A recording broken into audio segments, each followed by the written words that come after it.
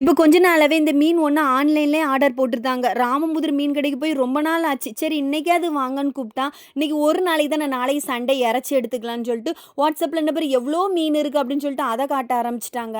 அதுலயும் பார்த்தீங்கன்னா, மாமியார் பாறைன்னு ஒரு மீன் சொன்னாங்க. அதுக்கு பேரு பொன்னாரையோ என்னமோ சொன்னாங்க. எனக்கு சரியா தெரியல. அந்த மீன் வந்து ரொம்ப டேஸ்ட்டா இருக்குமா. இவங்க வெளில எங்கேயோ பொரிச்சது சாப்பிட்டுருக்காங்க. சரி அதையே ஆர்டர் போடுங்கன்னு சொல்லிட்டு அதுவும் போட்டு அப்படியே மத்தி மீன் 1 கிலோ போட்டிருந்து பொரிக்கிறதுக்கு. நானும் மாமியும் ஷேர் பண்ணி எடுத்துக்கிட்டோம். காலையிலே கடலைக்கறி, தோசையும் சாப்பிட்டுட்டு கொஞ்ச நேரம் படம் பார்த்தோமா, நேரம் போச்சு.